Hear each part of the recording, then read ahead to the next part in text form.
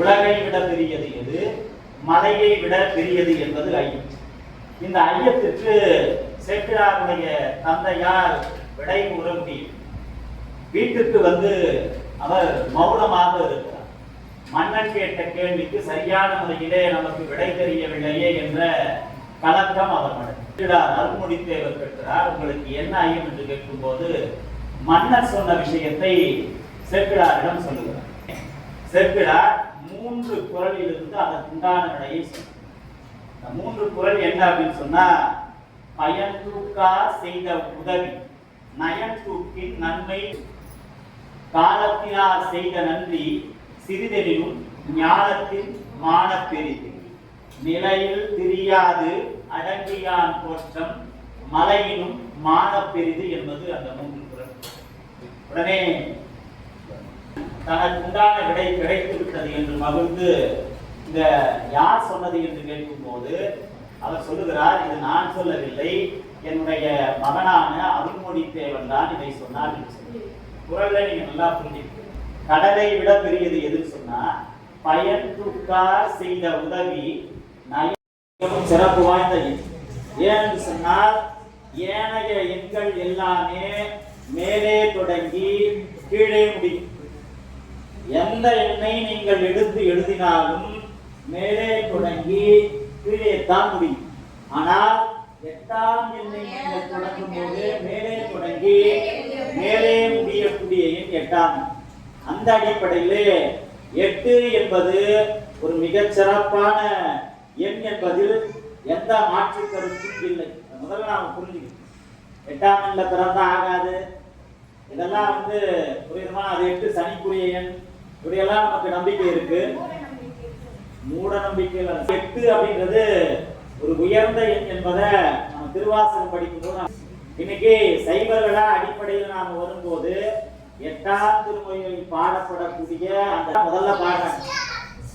சைவத்துக்கு அவங்க வந்ததன் அடையாளமே என்னன்னு கேட்டீங்கன்னா, மணிவாசகர் அருள் செய்த அந்த சிவபுராணத்தை பாடுவதுதான் அவர்களுடைய அடையாளம் முதல்.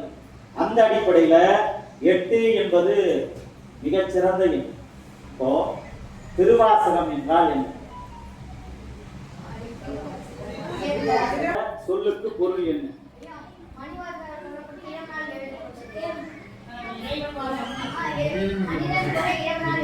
திருவாசகம் என்ற சொல்லுக்கு பொருள் என்ன? சிவனே சரியான பொருள். ஆனா நாம சரியான பொருளாக சொல்லி இருந்தாலும் கூட திரு என்பதற்கு பல பொருள் இருக்கு. திரு என்ற சொல்லுக்கு அழகு, செல்வம், உயர்ந்த அல்லது மரியாதைக்குரிய, இப்படியெல்லாம் பல சொல்களை கண்டிப்பா கண்டிப்பா இறை அப்படின்ற திருவுக்கு மேல பொருள் இல்லதான். ஆனா நமக்கு சான்று தேவை.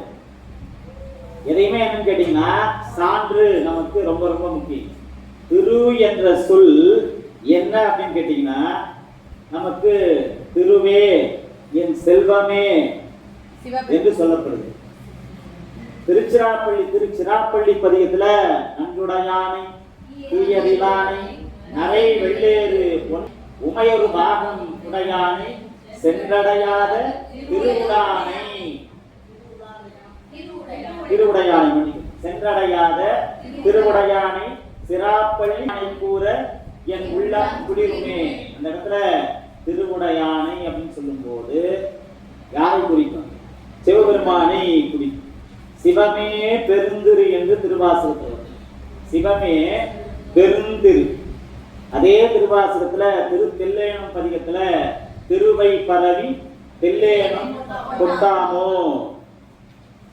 பெரிய புராணம் படிச்சிருப்போம். நீங்க திருவாசகத்தை இப்ப நாவுக்கரசர் புராணம் தான் போயிட்டு இருக்கீங்க. திலவதியார் முடிஞ்சிடுச்சுங்களா? திலவதியார் சமயதிக்கை கொடுத்துட்டாங்களா நாவுக்கரசருக்கு? இன்னும் இல்லை. அந்த இடத்துல சொல்லும் போது திருவாளன் திருநீரு திலகவதியார் தாமளிப்ப தான் திருவள்ளுவர். நாவுக்கரசர் பத்தி இங்க சிந்திக்கிறோம். திருவாளன் திருநீரு திலகவதியார் தாமளிப்ப பெருவாழ்வு அப்படின்னு சொல்றோம். அப்ப திருவாளன் திருநீருன்னா சிவபெருமானுக்குரிய திருநீர். அந்த இடத்துலயும்